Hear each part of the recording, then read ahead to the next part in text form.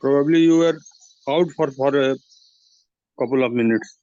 Yeah, so we'll start from where we left. And Yes. we sort of later. So I will just recapitulate. We were talking about karma, and what we said was that the karma for it to be uniquely successful has to be Nishnam karma, which must have no attachment to results, no personal desire or ambition, and it has to be done in the spirit of service to the divine, with attachment even from the agencies. Our attitude has to be that this work is getting done through the agency of self, but by the divine, in service of the divine. And unless and until we do that, this will not be considered as yogic karma. It will be karma, but that karma will lead certain outcomes.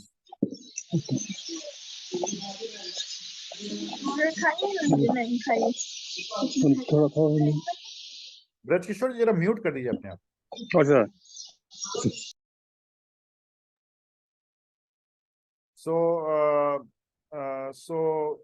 So that is the definition of a yogic karma. Otherwise, it's a normal karma, and the difference between a yogic karma and a normal karma is that the normal karma will have its own fruits, which means the fruits can be good, they can be bad, but it will have its fruits. Yogic karma has no worldly fruits. The only effect it has is that it brings the mind into the state of continuous awareness of the divine. The second path which is prescribed in yoga to reach the divine is what we call as bhakti. And some of the greatest proponents of bhakti marg have been, say, Mirabai in Rajasthan and Tulsidas, who wrote the Ramcharit Manas, Chaitanya Mahaprabhu in Odisha, and so on. Now, in the bhakti marg, essentially, again, while the marg is a bhakti, there is an intense devotion and love for the divine, which is manifested in the love for what we call as our Isht Devta. So, in the case of Meera, the Isht was Krishna. Even in case of Chaitanya Mahaprabhu, the Isht was Krishna. In the case of Tulsidas, the Isht was Ram.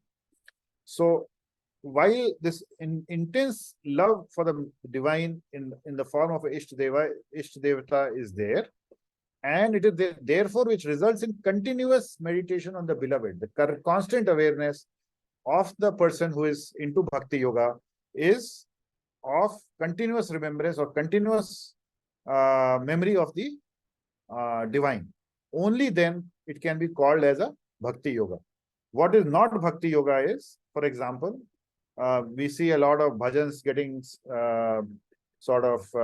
telecast. They might or might not reflect bhakti yoga, because unless and until that person is experiencing that state of bhakti, mere bhajans will not help.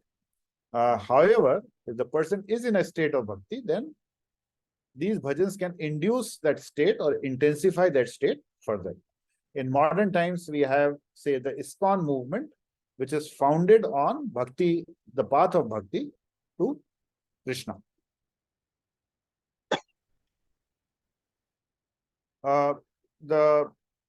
Another important path that yoga prescribes is that what is called Gyan Yoga.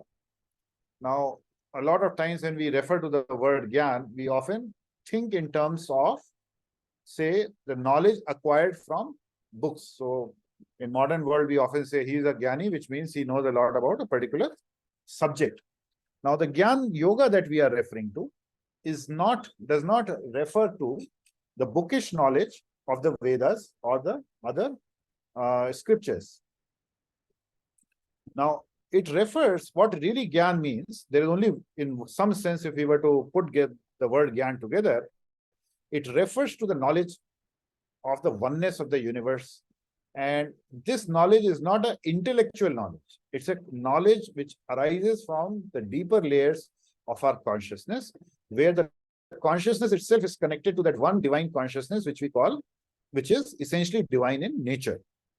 So now this, how does therefore Gyan Yoga help in attaining that level of oneness? It is through what is called as continuous inquiry. So if we study the method devised by Ramana Maharshi, who lived in southern India in the early half of 19th century, his method of attaining the divine was Gyan Yoga. And that was through a method of continuous self-inquiry by repeatedly asking the question of who am I? Because most of us are aware when we ask the question, who am I? We are always thinking of the physical body because that's what our awareness is limited to at this point in time. Now, a Gyan Yogi will persist on asking this question, who am I? And ultimately conclude that I am more than just this body. There is something more to me than the body. And when we persist with that inquiry, with a repeated and a devoted way, as prescribed by the founders of the systems of Gyan Yoga, we ultimately arrive at a state where our consciousness now becomes one with the divine. Then we can say we have used the Gyan mark to essentially reach the divine. In heartfulness in particular, as I indicated to you earlier, the karma is nothing but the meditation that we do in order to achieve a certain result. In this case, that result is achieving a state of divine consciousness.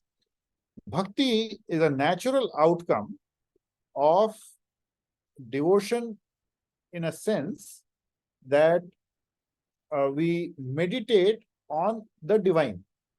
So the meditative process involves meditation on what we call as a divine light, which we assume has divine characteristics. So that continuous devotion and love for that divine master or the divine entity is what we have as bhakti in heartfulness. Now, since it is very difficult to perform that task of having bhakti to an entity which is formless, we use the aid of a capable guru, and that guru has all the divine characteristics that are enshrined in divinity. And if that guru is capable enough, we can sometimes then meditate on that guru itself, just for the purpose of resting our mind on the divine. Now, the Gyan that comes in the process of heartfulness is not through the process of self-inquiry, but as our vasanas and as our tendencies and samskaras, which are removed from our system, which I told you through the process of interacting with the trainer, then our inner self unfolds. And as the inner self unfolds, our mind comes into a very, very joyful and a state of oneness with the divine. And that is what is the Gyan that we get as a result of practicing heartfulness. So this is how heartfulness integrates Gyan, Karma, and Bhakti in the process or in the adventure of seeking a divine life. So with this, I would like to sort of end here, and in case there are any comments or questions, we can take them now.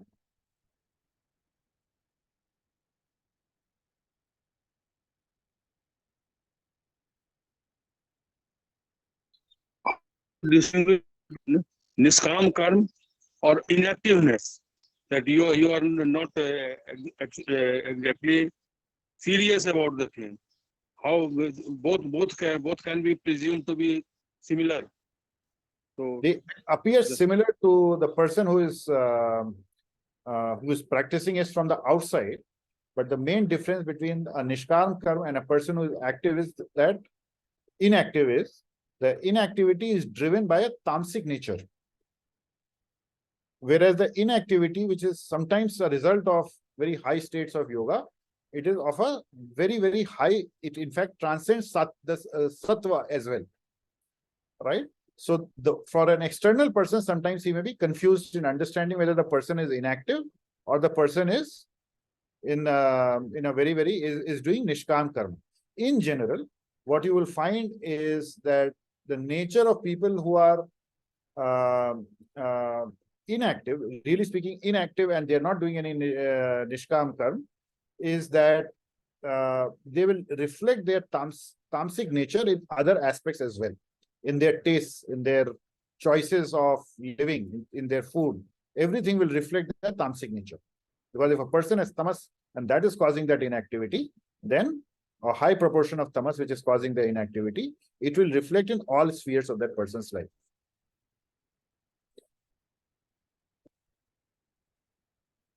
So that this, although this question is very mostly like that, whether egg came first or hen came first, but whether nature, beyond nature, something is there. If we call it divine, then it looks that nature creates whatsoever is Maya or whatsoever we can tell.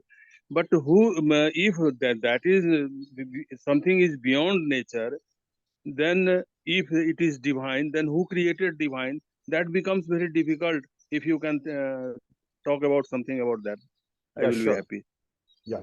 So, so just understand that when we talk, I mean, in India, you will never see anybody worshipping God. Just think over it, what I have said. In India, you will never see anybody worshipping God. They might worship Ram, they might worship Krishna, they might worship Shiva, they might worship Saraswati, but you will never see anybody worshipping God. And the reason for that is very simple. If you go back to our Upanishadic descriptions of God, first is that they have said you cannot describe God, because if you can describe God, he is not God. There is no description that you can give around God. Now, therefore, something which cannot be described, because remember, God, the nature of God is that it is beyond anything that we can conceive of, and the human mind is capable of conceiving only something that relates either to matter or energy.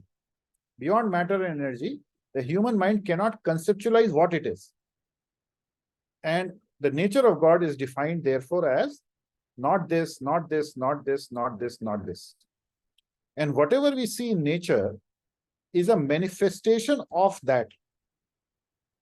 Whether it is Maya, whether it is Pran, whether it is any other form of subtle energy, it is a manifestation of the divine. Therefore, it is called the root cause, beyond which there is no cause. All right? But like in popular tradition, we associate God with miracles. We associate God with cruelty. We associate God with happiness. Now, remember, whatever that entity, I mean, it's firstly not an entity, but whatever it is beyond all these traits. But all these traits descend from that. So there's a very interesting Upanishadic story. So a student asks his guru, what is God? And they were living in a jungle in those times. So the teacher says, okay, you go, and there was a guava tree nearby. He said, go and cut a guava, pluck a guava from there. So the student goes and plucks a guava. The teacher says, now cut it. So the student cuts it. He says, what is inside? He said, inside there are seeds. He said, okay, take a seed. So the student takes out a seed. Now the teacher says, cut the seed. So the student cuts the seed. And then the teacher asks him, inside this, what is now inside the seed? So the student doesn't know. He says, I mean, there's nothing inside the seed. So then the teacher explains. He says, see, there's nothing inside the seed, but from that seed has come out this large guava tree. So like this, by itself, God is nothing, but from that comes everything. And therefore, in our traditions, in Hindu spiritual traditions, there is a whole cosmology, which means how the universe got created. And a lot of Ayurveda and systems of medicine follow that cosmology. And yogic systems also follow that cosmology. They have built those principles of cosmology into the practice of yoga, because all we are trying to do is to, when we say we want to evolve in a yogic sense, we are saying we want to come from where we have come back to the origin, which is nothing but divine in nature. But please remember, it is not an entity as we imagine it. Because think of something which is not matter and energy. If it is not matter or energy, you cannot think of it. So that is why it is very difficult to consider. But you can experience the effect. That's all. So the yogic process, what happens is when we become conscious, as our consciousness expands, at a certain time we merge into that infinite divine consciousness. And at that time, we can perceive, not describe, the existence of God. Because if you can describe, then you have not perceived. The moment you have actually, that's why if you ask, when Vivekananda asked Ramakrishna, he said, yeah, I can see God, but I cannot tell you how it is. But you can experience and perceive that infinite divine grand presence, which is the root cause of the universe, but which has nothing to do with the universe.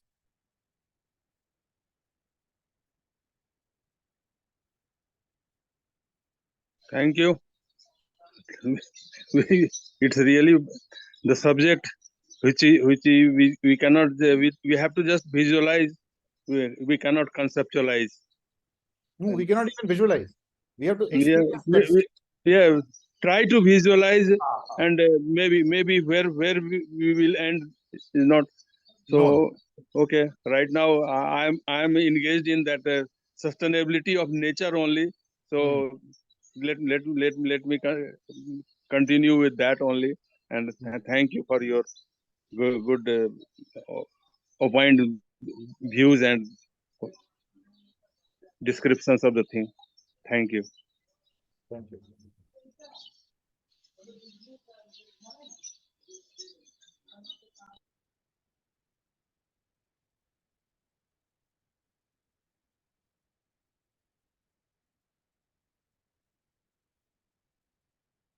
If there's any other question, I'll be happy to sort of take it. No, Well, not right now. I think.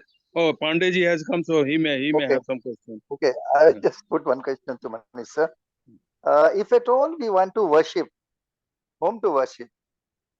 So the choice of worship, so remember there are Yeah. at least 300 methods by which you can worship and 300 systems Right. of yoga. Oh, So the choice of which system you follow depends on what in yogic literature they call your swabhav. right. So Okay. if you look at certain divine entities, say Krishna, say Ram or Shiva, they have a certain swabhav. Each one has a swabhav. We call them God, but really speaking, they are avatars. They are not. We have already said God, you cannot say anything about, right? So They're avatars. they are avatars, and therefore They're one of the manifestations. one of the manifestations. See, that's the right way to put it.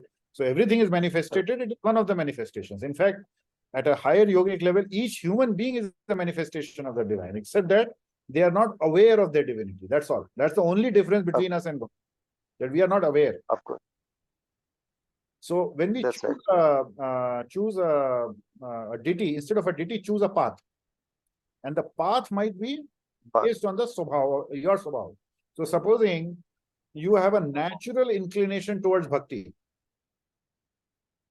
Right. I'm just saying a person has a natural, he naturally gets, then maybe Krishna consciousness follows. ISKCON may be a very good organization to understand how to follow the path, bhakti yoga. Path. Now let's say you are a very logical kind who cannot who cannot understand anything unless and until it is, or you cannot accept anything unless and until it is logically explained. No, nothing can be proven. Proof will come from the, but everything has to be logical. Then probably a dhyan marg or a gyan marg may be suitable. More suitable. Okay. That means we have to match the swabhav. Correct. And the best way to do that is you try some system. If you like the system, it will matching your swabhav. When you are doing how to do that? When you follow a particular system, and you enjoy following the process, that means your swabhav is matching. matching. Supposing after 2 months you Okay. get fed up, you say, sorry, this is not my cup of tea.